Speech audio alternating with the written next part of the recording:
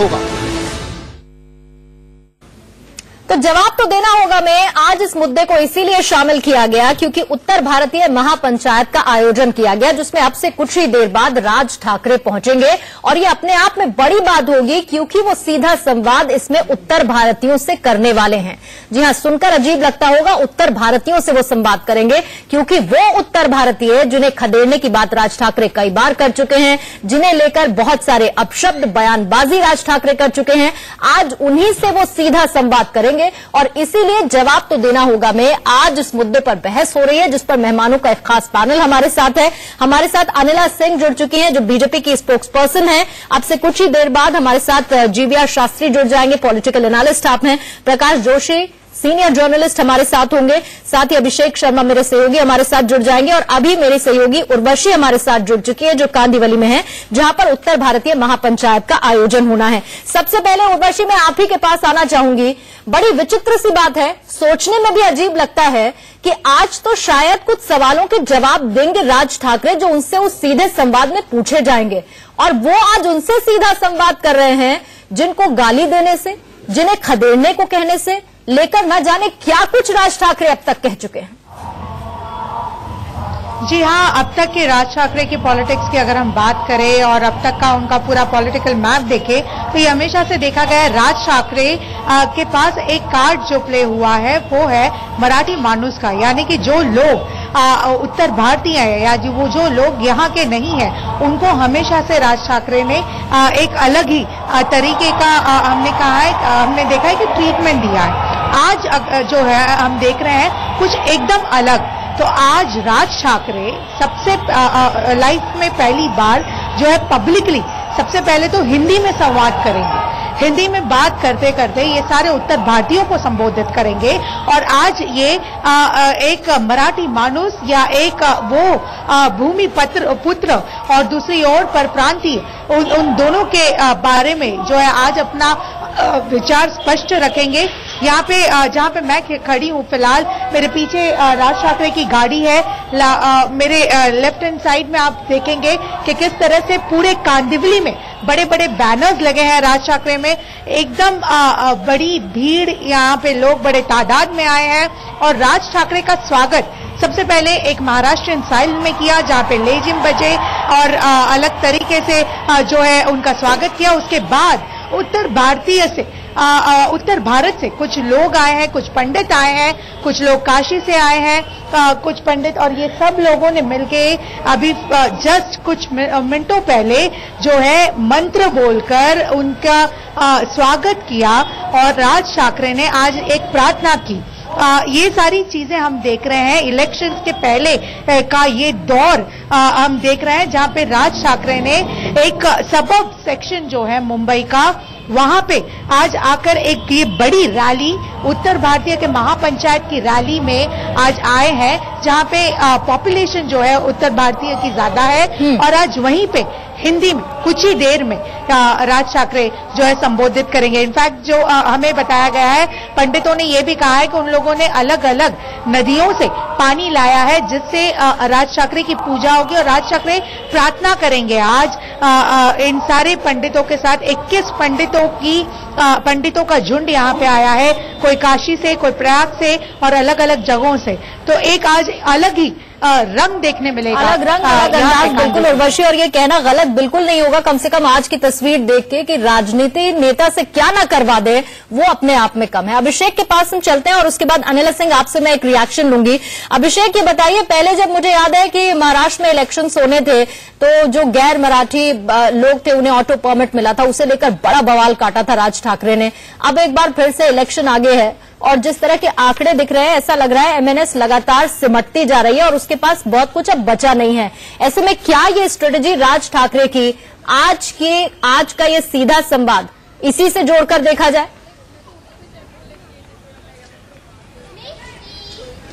बिल्कुल, देखिए सही कहा आपने कि राज ठाकरे में कुछ आज जमीन बची नहीं महाराष्ट्र में और इसी यही वजह है कि जमीन नहीं बची होने के ठाकरे पर कुछ आज जमीन बची नहीं महाराष्ट्र में, और इसी यही वजह है कि जमीन नहीं बची होने के, और जमीन तलाश रहे, राजनीतिक जमीन जो कहते हैं वह तलाश है। राज ठाकरे शायद महाराष्ट्र में उनका सिक्का चल जाए, महाराष्ट्र में कम से कम उनके जो वोट बैंक है वह कमजोर ना पड़े। लेकिन इसमें एक चीज ये भी देखना होगा, दो भाइयों की लड़ाई है, उद्धव ठाकरे राज ठाकरे लड़ाई इसमें है, क्योंकि उद्धव ठाकरे जिस तरीके से आपने देखा कुछ दिनों पहले उन्होंने हिंदुत्व का चोला पहन लिया है, राम जन्मभूमि जाकर अयोध्या जाकर वह किस तरीके से हिंदुत्व की बात कर रहे हैं, पूरे देश भर में शिवसेना छाने की बात करें। लेकिन अब वहीं राज ठाकरे मराठी कार्ड छोड़कर, जो अब तक मराठी के नाम पर वोट बैंक लेते आए, मराठी कार्ड छोड़कर पहली बार वो उत्तर भारतीयों से मिल रहे, उत्तर भारतीयों से मुखातिब हो रहे हैं, उनसे बातचीत करने जा रहे हैं। इसका साफ संकेत है कि यह पूरा वोट बैंक की छेद लगाने की बात है कि जिस तरीके से लग रहा है कि अगर मुंबई की बात करें, मुंबई में करीबन 50% आबादी ऐसी है जो उत्तर भारतीय है, और उन्हें पता है कि अगर मुंबई के, अगर हमको पूरा महाराष्ट्र जीतना है, महाराष्ट्र पे कब्जा जमाना है,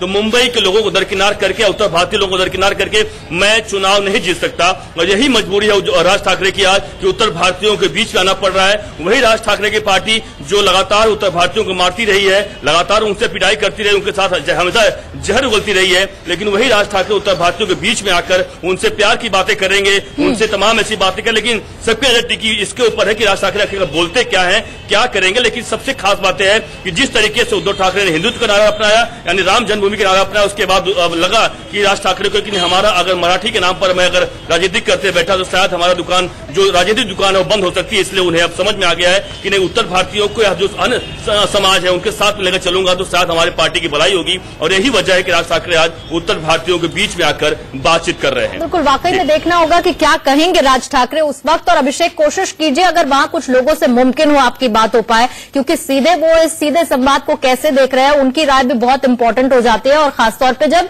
राज ठाकरे पिक्चर में हो तो उनसे हम बातचीत करेंगे, उनका रिएक्शन हम लेंगे। लेकिन अनिला सिंह, आपका रिएक्शन, जैसा कि अभिषेक कह रहे हैं, हालांकि है तो ये दो भाइयों के बीच की लड़ाई, लेकिन बीजेपी इसमें अपने आप को कहां देखती है राजनीतिक लिहाज से, खासतौर पर क्योंकि जब हम देखते हैं राज ठाकरे उत्तर भारतीयों के लिए क्या कुछ नहीं कह चुके हैं, आज उन्हीं से सीधा संवाद भी करेंगे और उनके सवालों के जवाब भी देंगे।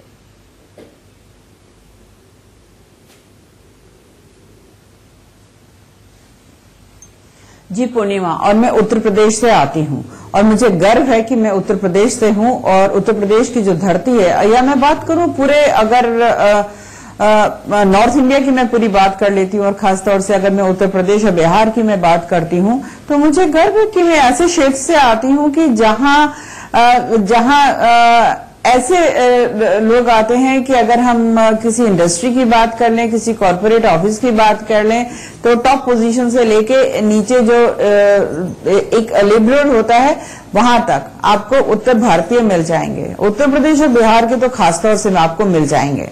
और जब राज ठाकरे गाली देते थे, इनके गुंडे उत्तर भारतीयों को मारते थे और कहते थे मुंबई से निकल जाओ, महाराष्ट्र से निकल जाओ, मराठी मानुस यहाँ रहेंगे, तुम लोगों का कोई काम नहीं है, मुझे समझ में नहीं आता राज ठाकरे जो है थूक के चाट क्यों रहे हैं, या ये सिद्ध कर रहे हैं कि इनका भी काम नहीं चल रहा है। उत्तर प्रदेश और बिहारियों के अगर उनके साथ नहीं आ पा रहे हैं उत्तर प्रदेश और बिहारी के लोग, तो उनका काम नहीं चल पा रहा है राजनीतिक रूप में। इनको अकल नहीं थी, इनको समझ में नहीं आता है, अरे पूरे भारत का काम नहीं चल पाता है। इस देश के मैक्सिमम जो प्राइम मिनिस्टर्स हैं, प्रधानमंत्री हैं, उत्तर प्रदेश ने दिए हैं।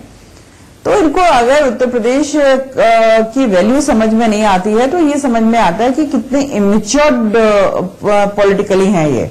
और अगर एक कुछ सम्मेलन कर वहां पर हिंदी में भाषण देकर ये सोच रहे हैं कि या कुछ ब्राह्मणों को भोजन कराकर उनसे आशीर्वाद लेकर ये सोच रहे हैं कि जितना जो कुछ इन्होंने बिगाड़ा है वो एक बार में बन जाएगा, तो इनकी बहुत बड़ी गलतफहमी है। ठीक, मैं लौटूंगी आपके पास, एक बार हम उर्वशी के पास फिर से चल लेते हैं। उर्वशी, बताइए इस वक्त वहां पर क्या हो रहा है?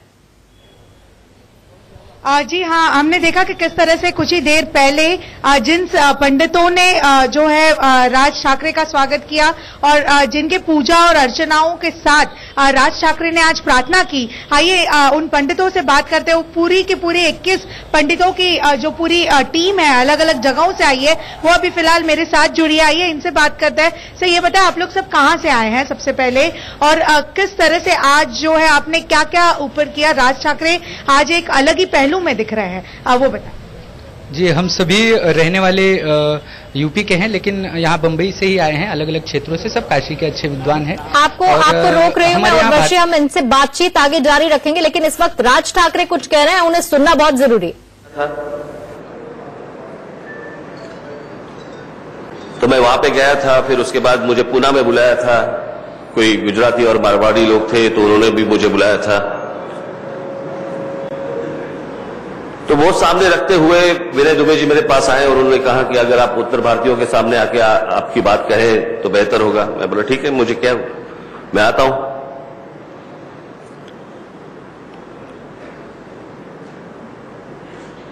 वो जो गुजराती लोग थे, गुजराती समाज के लोग थे, उन गुजराती समाज के लोगों के सामने पूना में जो गुजराती और मारवाड़ी समाज के लोग थे, उनके सामने मैंने जो भाषण दिया था वो मराठी में दिया था, क्योंकि वो मराठी समझते हैं। आज आपके बीच में आ रहा हूं मैं, सिर्फ आप ही की बात होती तो मैं मराठी में भाषण कर लेता, लेकिन विनय दुबे जी ने मुझे कहा था कि ये आपका जो भाषण है, ये भाषण हमें उत्तर प्रदेश में, बिहार में सब लोगों को दिखाना है, उनको बताना है कि आपकी भूमिका असलियत में क्या है। तो इसलिए मैं हिंदी में भाषण करने की कोशिश करूंगा। मैं पहली बार हिंदी में भाषण दे रहा हूं।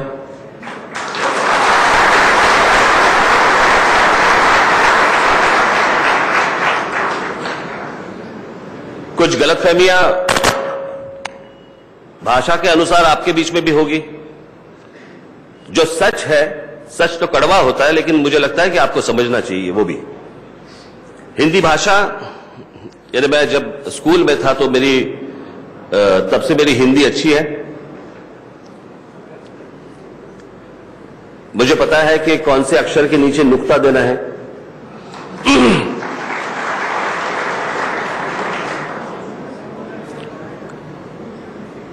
वो इसलिए क्योंकि मेरे पिताजी जो थे, उनकी हिंदी अच्छी थी। उनकी सबसे ज्यादा वो बोल सकते थे, लिख सकते थे, समझ सकते थे, वो भाषा थी उर्दू। तो इसलिए उनके कारण मेरा थोड़ा बहुत हिंदी ठीक ठाक हुआ। और दूसरा कारण है फिल्में।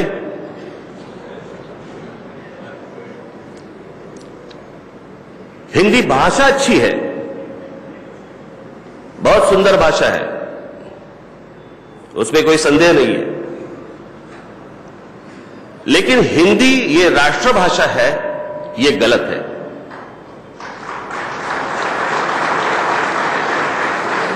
क्योंकि राष्ट्रभाषा का निर्णय कभी हुआ ही नहीं। ये जो मैं बोल रहा हूं, अभी इंटरनेट है, बहुत सारी चीजें हैं, जाके आप देख सकते हैं, समझ सकते हैं। तो जैसे हिंदी भाषा है, वैसे ही मराठी भाषा है, वैसे ही तमिल भाषा है, वैसे ही गुजराती भाषा है, इस राष्ट्र की भाषा है, ये सारी भाषाएं हैं।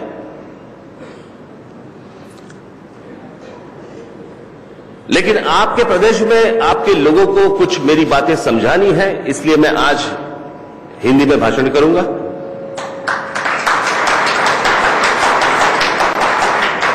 कुछ गलतियां हुई तो समझ लेना।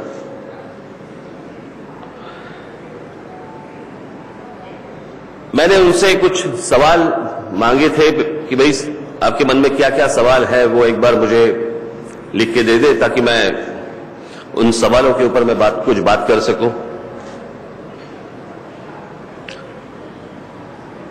जो भी कुछ सवाल आए हैं मुझे कि वो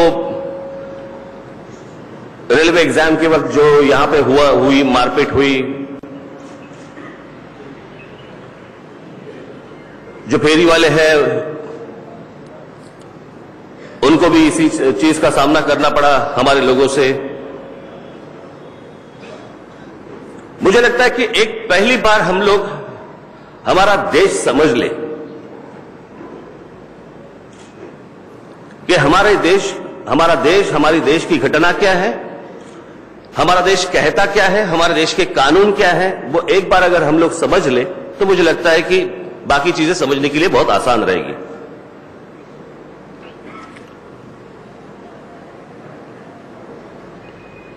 लोग कहते हैं कि राज ठाकरे और उसके पार्टी के लोग जो है, उनके महाराष्ट्र सैनिक जो है, वो संविधान का अपमान करते हैं। संविधान में तो ये लिखा हुआ है कि इस देश का आदमी कहीं भी जा सकता है, कहीं भी घूम सकता है, कहीं भी रह सकता है। वो जो इंटरस्टेट माइग्रेशन एक्ट जो है, उसके बारे में कहते हैं। मुझे लगता है कि इंटरस्टेट माइग्रेशन एक्ट किसी ने पढ़ा ही नहीं है। हम लोग बस एक हवा में बात करते हैं कि इस देश का आदमी कहीं भी जा सकता है, कहीं भी रह सकता है, कुछ भी कर सकता है। ऐसा वो नहीं कहता। अगर वो कायदा अगर आप पढ़ ले ठीक से, तो उसमें आपको पता चलेगा कि अगर आपको एक राज्य छोड़ के दूसरे राज्य में आना है, अगर आप आते हो तो आने के वक्त आपको पहले पुलिस स्टेशन में आपको बताना पड़ता है कि आप कौन हैं, किस काम से आए हैं, आप कहां रहने वाले हैं, आपको अगर जॉब मिली है तो किसने आपको जॉब दी है, उसका एक सर्टिफिकेट लगता है। ये सारी चीजें उसमें दी है। हम लोग सिर्फ एक ही बात पकड़ते हैं कि एक राज्य से निकले लोग और दूसरे राज्य में चले गए। ऐसे नहीं होता।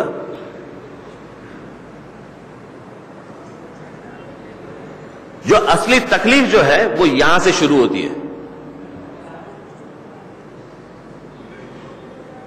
मैं जो हर वक्त कहता हूं, आज देखिए, मैं आज आपके सामने मैं क्लैरिफिकेशन देने के लिए नहीं आया हूं। मैं मेरी भूमिका जो है, जो मेरी भूमिका पहले से थी, वो सिर्फ आपको हिंदी में बताने के लिए आया हूं।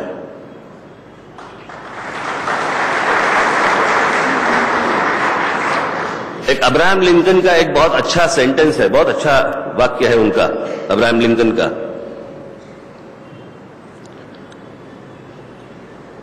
कि कभी क्लैरिफिकेशन मत देना, क्योंकि जो आपके ऊपर प्यार करते हैं वो क्लैरिफिकेशन की मांग नहीं करते, और जो आपसे नफरत करते हैं वो क्लैरिफिकेशन सुनते ही नहीं आपका। तो क्लैरिफिकेशन क्यों देना है?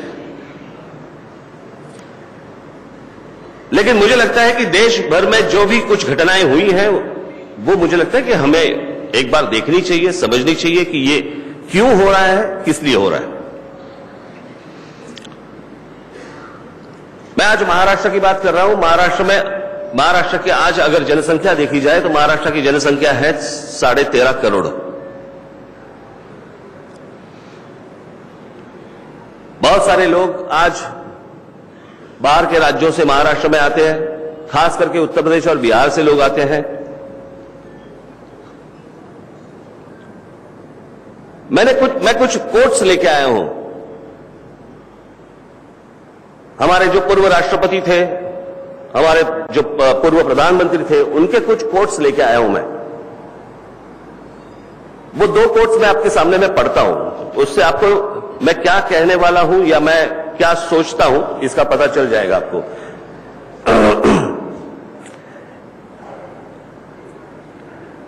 यह है अपने पूर्व राष्ट्रपति राजेंद्र प्रसाद जी का कहना, यह उनका स्टेटमेंट है कि यह भूमिपुत्र मुद्दा आज का नहीं है। 1938 में पहली बार राजेंद्र प्रसाद जी ने, भूतपूर्व राष्ट्रपति, बिहार का सर्वे किया था और एक रिपोर्ट लिख के उन्होंने वह कांग्रेस कार्य समिति के सामने रखा था। उस रिपोर्ट में राजेंद्र प्रसाद जी लिखते हैं, हम जहां रहते हैं उसी क्षेत्र में हमें काम मिले, यह अच्छा स्वाभाविक है, उसे हम टाल नहीं सकते, और उसके लिए नियम बनाना, अगर वही नियम सभी राज्यों को हो, कांग्रेस की विचारधारा के अनुसार ही है। राजेंद्र प्रसाद जी आगे लिखते हैं, यही उचित होगा कि किसी प्रांत के स्थानिक लोगों को वही रोजगार और शिक्षा का अवसर उपलब्ध हो। स्थानिक लोगों की ऐसी मांग हो तो हम टालना नहीं चाहते, और वह हम कर भी नहीं पाएंगे। स्थानिक लोगों की इच्छा को सम्मान देना चाहिए। दूसरा कोट है इंदिरा जी का, लोकसभा का। लोकसभा में उन्होंने जो कहा था वो कोट है, और उन्होंने कहा था कि यह सही है कि भारत का कोई भी नागरिक कहीं भी जा सकता है, काम कर सकता है, फिर भी अगर बहुत भारी संख्या में अगर बाहर के लोग काम करने हेतु आएंगे तो संघर्ष तो होगा ही, उस राज्य में संघर्ष तो होगा ही। मैं इस पे कुछ नियम बनाने के पक्ष में नहीं हूं, फिर भी इसमें कुछ संतुलन बनाना चाहिए और किसी भी हालत में स्थानीय लोग रोजगार से वंचित न हो, यह देखना चाहिए। मैं जो कहता हूं इससे अलग क्या कह रहा हूं मैं? अगर महाराष्ट्र में रोजगार उपलब्ध है तो महाराष्ट्र के जो युवक है, युवती जो है, उनको यहां पे पहला प्रेफरेंस मिलना चाहिए। इसमें कोई गलती है क्या?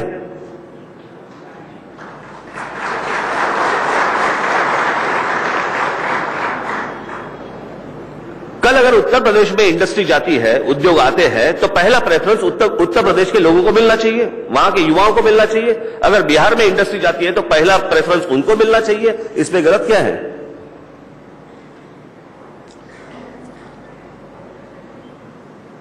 देखिए, ये देश है, इस देश के हम लोग सब राज्य बोलते हैं, हम लोग कहते हैं। मैंने एक बार कहीं एक भाषण में कहा था कि भारत एक यूरोप जैसा है।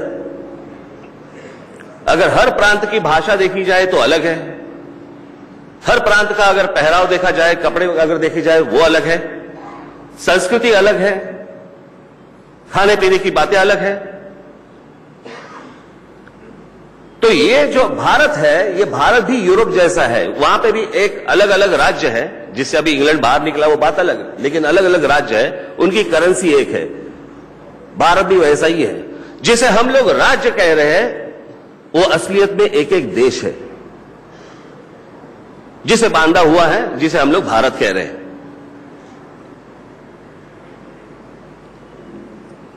पहली गलती तो वहां पे है जहां पे उत्तर प्रदेश के राजनेता जो है वो आपके यहां पे उद्योग ना ला सके। बिहार के जो राजनेता है वो वहां पे उद्योग ना ला सके। अगर ठीक से हम लोग सोचे तो देखिए कि भारत के जितने भी प्रधानमंत्री हुए हैं उसमें से कम 70 से 80% प्रधानमंत्री उत्तर प्रदेश से है। पंडित जवाहरलाल नेहरू कॉन्स्टिट्यूंसी उनकी उत्तर प्रदेश, लाल बहादुर शास्त्री उत्तर प्रदेश, इंदिरा जी उत्तर प्रदेश, राजीव गांधी उत्तर प्रदेश, सोनिया गांधी उत्तर प्रदेश, राहुल गांधी उत्तर प्रदेश, अटल बिहारी वाजपेयी उत्तर प्रदेश, वीपी सिंह उत्तर प्रदेश, अटल बिहारी वाजपेयी उत्तर प्रदेश और नरेंद्र मोदी।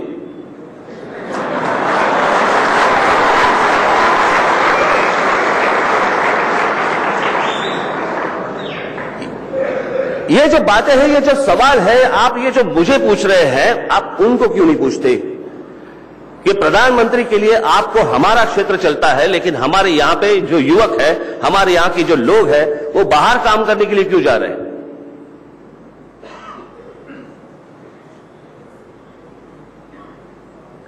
इसका किसी के पास जवाब नहीं है।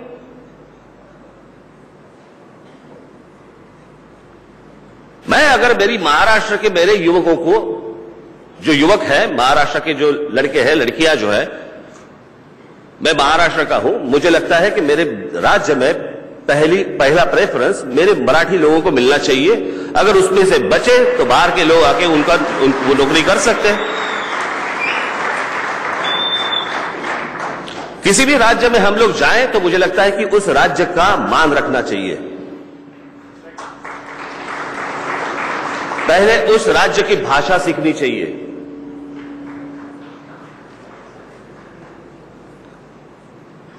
जब परदेश जाते हो तो क्या करते हो? हिंदी में बात करते हो,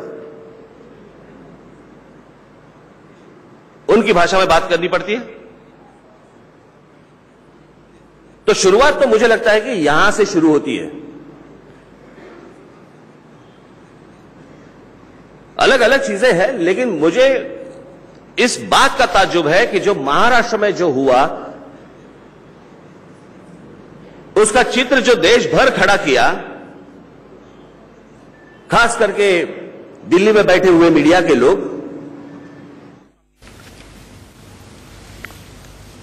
तो आप सुन रहे हैं राज ठाकरे को, और ये एक तरह का सीधा संवाद उत्तर भारतीयों से स्थापित करते हुए, सीधा संवाद करते हुए, जिसमें कुछ बातों का उन्होंने जिक्र किया, यानी कि एक तरह से जस्टिफाई करने की कोशिश की वो तमाम बातें जो आज तक राज ठाकरे करते आए हैं।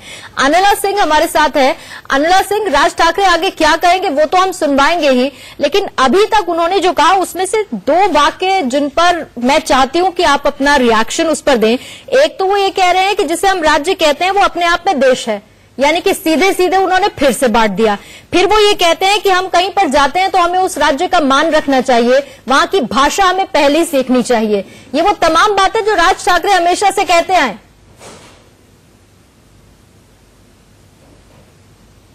पूर्णिमा, मैं कहूंगी कि जो भी बातें मैंने सुनी है राज ठाकरे की, अभी मूर्खता की पराकाष्ठा है। इस व्यक्ति को बिल्कुल भी समझ नहीं है। मुझे समझ में नहीं आता है किस प्रकार के राजनीतिक दल के ये अध्यक्ष हैं। राजनीतिक रूप में ये जो है कहीं टिकते नहीं हैं, उल्टी सीधी बदतमीजियां करते हैं, लड़ाई झगड़े करते हैं, दादागिरी करते हैं, गुंडागर्दी करते हैं, इसलिए मीडिया में ये आ जाते हैं। इनको बिल्कुल अक्ल नहीं है। इनको ना तो उनको संविधान का साफ पता है, ना ये पता है कि भारत की आत्मा क्या है। और ये यहाँ पर बता रहे हैं कि ये तो छोटे छोटे देश है। क्या सिद्ध करना चाहते हैं ये बता रहे हैं कि किस प्रकार से इंटरस्टेट जाया जाता है और कहां पे नाम दर्ज किया जाता है। इन्हें कुछ भी नहीं पता है, कुछ भी नहीं पता है कि किस प्रकार से कंपनियों में काम होता है। ये हमें सिखा रहे हैं कि उत्तर प्रदेश में जो है रोजगार नहीं आ पाए, इसलिए जो है उत्तर प्रदेश और बिहार के लोग जो है वहां पे बॉम्बे में, मुंबई में जाके काम करते हैं। छोटी मानसिकता का व्यक्ति है ये, बिल्कुल छोटी मानसिकता का व्यक्ति है। मैं भूल नहीं सकती हूँ, जया भादुड़ी जी ने एक बार किसी समारोह में ये कहा कि मैं उत्तर प्रदेश की हूँ इसलिए मैं हिंदी में बोलूंगी, तमाशा खड़ा कर दिया था। इसको ना भारत पे गर्व है, ना भारतीयों पे गर्व है। और उसी भाषा को कह रहे थे कि मुझे हिंदी बोलनी आती है क्योंकि स्कूल में मैंने सीखा था, मुझे ये भी पता है कि नुक्ते कहाँ लगते हैं, किसके नीचे, किस शब्द के नीचे क्या लगता है। बाकी कुछ भूल चूक हो जाए तो मुझे माफ कीजिएगा, पर मुझे हिंदी बोलनी आती है। ये भी शुरुआत में वो कहना नहीं भूले। जी, मैं वही कह रही हूं। मैंने जो भी थोड़ा बहुत मैंने राजनीतिक सफर तय किया है, मैंने इतना बड़ा मूर्ख कोई पॉलिटिशियन नहीं देखा जितना बड़ा अभी जो भाषण मैंने राज ठाकरे का सुना है। आपको लगता है अनिला जी, आपको इन बातों के जरिए जो पॉलिटिकल माइलेज लेने की कोशिश कर रहे हैं राज ठाकरे, आपको लगता है उसमें 1% भी कदम वो आगे बढ़ा पाए? उत्तर भारतीय वहां पर बैठे हैं, जो उनका संवाद है, उनका संबोधन और जो उनके सवाल थे और उस पर राज ठाकरे के जो जवाब थे, वो पॉलिटिकल माइलेज आपको लगता है कहीं ले पाएंगे वो इसके बाद? देखिए, ऐसा है कि पीछे चाहे वो लोकसभा के चुनाव हुए, चाहे वो लोकल बॉडीज के चुनाव हुए, इन लोगों का आपने परफॉर्मेंस देख लिया था। ये पॉलिटिकली कहीं स्टैंड करते ही नहीं है। अब मंसूबे इनके हैं कि ये जो एक अलायंस बन रहा है तो शायद हम एनसीपी के साथ आ जाएं, तो अगर हमारी स्टैंडिंग कुछ हो जाए तो हम उत्तर भारतीयों को भी अपने साथ ले लें। देखिए, उत्तर भारतीयों के साथ जैसा व्यवहार किया, हमारी माँ बेटी बहनों के साथ जैसा व्यवहार किया, हमारे भाइयों बुजुर्गों के साथ जैसा व्यवहार किया है, तो ये तो भूल जाएं राज ठाकरे। इनको शायद उत्तर प्रदेश और बिहार का इतिहास ही नहीं पता है। और खैर, मैं महाराष्ट्र से बहुत प्यार करती हूँ, सारे मराठियों से बहुत प्रेम करती हूँ। राज ठाकरे जैसे एक न्यूसेंस एलिमेंट्स जो होते हैं, मेरे ख्याल से हर प्रदेश में होते हैं। परंतु इस प्रकार का मैंने कोई राजनीतिज्ञ नहीं देखा जो ऐसी भाषा का प्रयोग करता हो जो अपने आप को भारत में तोड़ने की बात करते हैं। ठीक है, आप राजनीति करते हो, अपने राजनीतिक दल के विषय में आप बात करो। आप सिखाओगे कि भारत क्या होता है, यूरोप की तरह होता है। उनसे पूछ रहे हैं कि आप यूरोप जाते हैं तो क्या आप हिंदी बोलते हैं? इनसे मैं पूछूं, आप यूरोप में जाते हैं, आप ग्रीस में जाते हैं तो ग्रीक में बात करते हैं। आप ज़ेकोस्लोवाकिया में जाते हैं तो वहां की केज़ेक भाषा में बात करते हैं। फ्रांस में जाते हैं तो फ्रेंच में बात करते हैं। आप सर्वज्ञानी हो गए हैं, मूर्ख इंसान। इससे ज्यादा इस व्यक्ति के लिए मैं कुछ बोलना ही नहीं चाहती हूं। ठीक, एक बार फिर से मैं लौटूंगी आपके पास अनिला सिंह जी, लेकिन फिर से हम चलते हैं। राज ठाकरे जो कह रहे थे उसी का कंटिन्यूएशन आगे दिखाते हैं कि वो किस तरह से संवाद स्थापित कर रहे हैं इस वक्त उत्तर भारत में। जिन जिन राज्यों में नौकरियां होंगी सेंटर की, वो उन राज्यों के लोगों को मिलनी चाहिए। 4 या 5 लेटर्स हमने भेजे थे, हमारे लोग जाके मिलके भी आए थे उनको, बोले हम लोग करेंगे करेंगे करेंगे।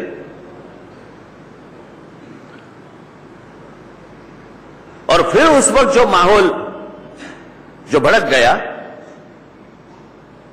मुझे जो कहना था कि मैंने उस वक्त कहा कि अगर इनको मिलना चाहिए, यहां पे अगर जॉब्स हैं महाराष्ट्र में, तो महाराष्ट्र के लोगों को, मराठी युवती जो है उनको मिलने चाहिए, इनको नहीं मिलने चाहिए। तो हमारे लोग जाके उनके साथ उन्होंने बात की कि आप यहां से अभी के अभी आप चले जाइए, यहां अगर जॉब्स है तो यहां के लोगों को मिलने चाहिए। जब ये बात करने के लिए जब हमारे लोग उनके साथ गए, तो उन्होंने जिस भाषा का प्रयोग किया, वो अगर भाषा का प्रयोग अगर आप सुनते, आप भी फॉलो। तो उत्तर भारतीयों के बीच राज ठाकरे को आप सुन रहे हैं और साथ ही हमारे साथ जीवीआर शास्त्री भी इस वक्त जुड़ चुके हैं। आप पॉलिटिकल एनालिस्ट हैं। जीवीआर शास्त्री, काफी देर से आपका इंतजार हो रहा था। बहरहाल राज ठाकरे को हम लगातार सुन रहे हैं। आप एज अ पॉलिटिकल एनालिस्ट क्या समझते हैं कि अचानक से क्या हुआ राज ठाकरे को, जो पहले तो उत्तर भारतीयों को लेके काफी अपशब्द कह चुके हैं, उन्हें बाहर खदेड़ने की बात कह चुके हैं, उनको लेकर कई तरह की बयानबाजी कर चुके हैं और उनके लिए उनके मन में मोहब्बत तो कभी नहीं थी, लेकिन अचानक से आज ये हृदय परिवर्तन कैसे?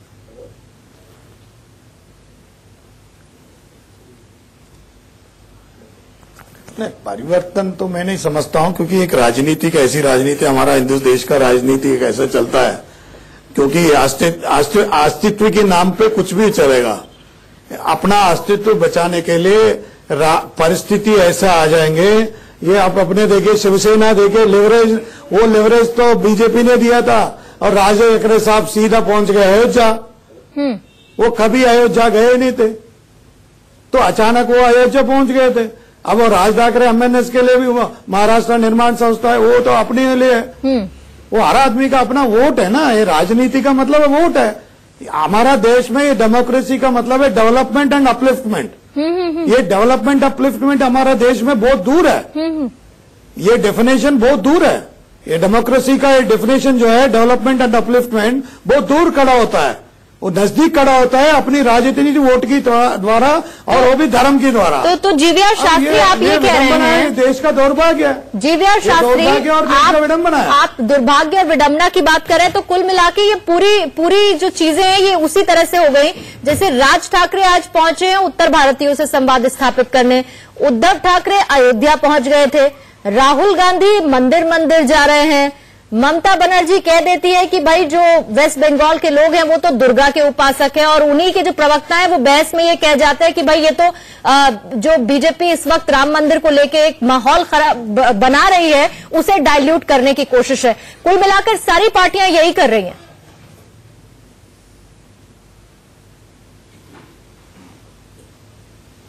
पार्टी कर रहे हैं नहीं कर रहे हैं मैं वो नहीं कह सकता, लेकिन पार्टियों की नीयत ऐसा है ना, वक्त के हिसाब से बदल जाता है। क्योंकि वक्त के हिसाब से अपनी राजनीति बदल देते हैं। ये तो भाई अभी अनिला सिंह भी आपके साथ हैं, ये बताया 4.5 साल में बीजेपी ने राम मंदिर के लिए क्या किया था, वो उनका जवाब यही आएगा हमने क्या नहीं किया था। तो ये ऐसा ही होता है। तो ये जवाब और सवाल और जवाब के बीच में, सच और असच के बीच में पूरा जनता खड़ा हो जाती है। सच को भी सुनना होगा, असच को भी सुनना होगा। वो वक्त निकाल देते हैं। वक्त निकालने का ही राजनीति है। अपना वक्त निकाला वही राजनीति है। और वक्त निकालते वक्त ये कहो हमने किया नहीं किया, और किया हो तो किस तरीके से किया उसका जवाब ना दो, जनता को प्रलोभ करो, उसी है, वही तो राजनीति है। क्या इससे मिस्टर राज ठाकरे दूर रहे? थोड़ी है। राज ठाकरे भी उसी पानी में है। ठीक है, मैं आऊंगी आपके पास शास्त्री साहब, और अनिला जी आपके पास भी आऊंगी, साथ ही उर्वशी और अभिषेक भी हमारे साथ जुड़े हुए हैं मुंबई से।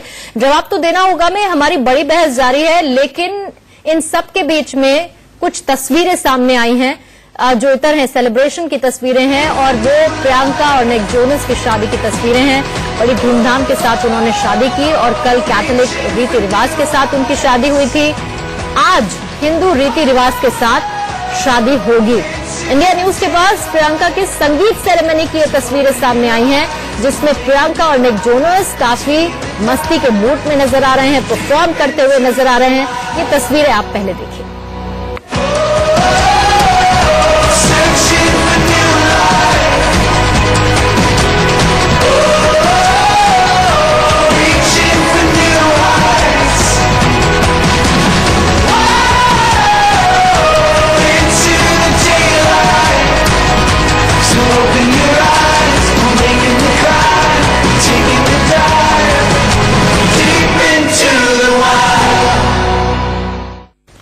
एक्सक्लूसिव तस्वीर एनडी न्यूज पर आप देख रहे थे। संगीत में परफॉर्मेंस देती हुई प्रियंका और निक जोनस, और कल कैथोलिक रीति रिवाज से उनकी शादी हो चुकी है, आज हिंदू रीति रिवाज से होगी। बहरहाल वापस हम आते हैं, जवाब तो देना होगा में आज बहस से होगी। बहरहाल वापस हम आते हैं, जवाब तो देना होगा में आज बहस राज ठाकरे और उत्तर भारतीयों के साथ स्थापित उनके सीधे संवाद को लेकर हो रही है। उस पर चर्चा को आगे बढ़ाएंगे। उल्टी करके एक बार देख लीजिए कि अगर यही बात आपके प्रदेश में, अगर उत्तर प्रदेश में हो या बिहार में हो, आप क्या करेंगे?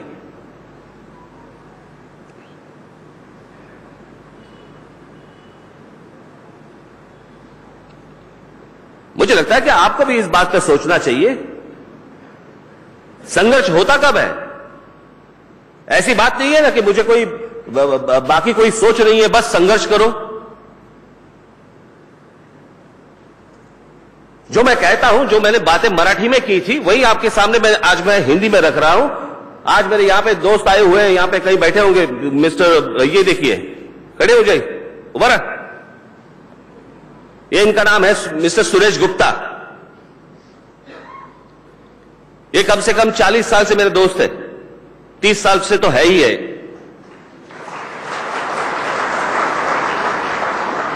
अगर हर जगह मैं नफरत की आंखों से देखता, ये क्या दोस्त रहते क्या मेरे? यहां पे एक बहुत बड़े सीनियर पत्रकार बैठे हैं, Amrish Mishra, times of India के। मराठी लोग नहीं बोल सकते उतनी उत्तम मराठी ये बोलते हैं।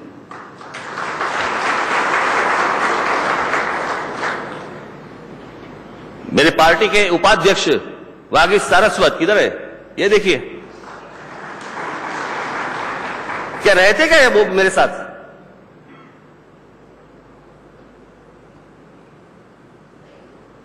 मेरी जो सोच है वो बहुत सीधी है। बीच में कुछ लोग आए थे मेरे पास, एक युगांडा में रहने वाले मराठी लोग जो थे, उनको मेरी तरफ से कुछ संदेश चाहिए था, तो मैंने उनको संदेश लिख के भेजा था। शायद लिख के नहीं, मैंने बोल के ही भेजा था। और मैंने उनको कहा था, जिस देश में रह रहे हो उसकी भाषा सीखो, उसकी संस्कृति सीखो, उसके हिसाब से रहो।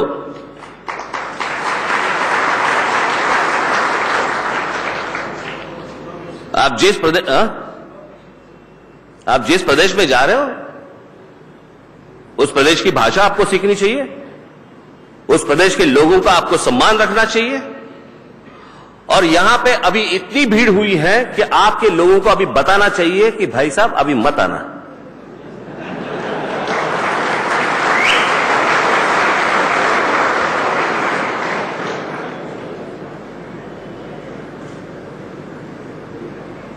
एक समय था जब मुंबई में, महाराष्ट्र के बहुत सारे शहरों में, खास करके मुंबई में दक्षिण के लोग आते थे। 60 के दशक में, उस वक्त दक्षिणों। तो राज ठाकरे को आप सुन रहे हैं और हमारे साथ सीनियर जर्नलिस्ट प्रकाश जोशी भी इस वक्त पैच हो चुके हैं। प्रकाश जी, मैं उम्मीद करती हूं कि आप सुन पाए होंगे राज ठाकरे ने जो कुछ भी अपने भाषण में कहा। कि आपको लगता है जिस चीज की कोशिश करते हैं वो उत्तर भारतीयों के साथ सीधा संवाद करने पहुंचे थे, यानी कि सॉर्ट ऑफ पॉलिटिकल माइलेज कर पाए क्या वो कुछ पर्सन भी?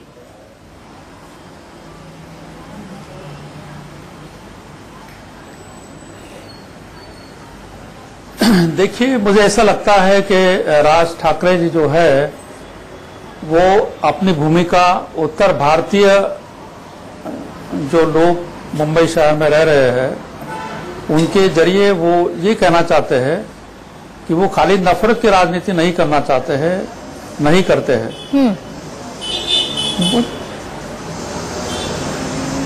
जी, उन्होंने जो कहा है कि स्थानीय लोग जो है उनको नौकरी में अहम भूमिका निभानी चाहिए, उनको प्रायोरिटी मिलनी चाहिए, ये तथ्य वो बता रहे हैं। और मुझे लगता है कि 2019 में जो चुनाव आने वाले हैं महाराष्ट्र में, एक तो लोकसभा के लिए है, साथ में 2019 में महाराष्ट्र की असेंबली का भी चुनाव है जी। तो मुझे लगता है राज ठाकरे कहीं न कहीं रीच आउट हो रहे हैं, लोगों से मिल रहे हैं और अपने मन से जो है, मन से की भूमिका लोगों के सामने रख रहे हैं।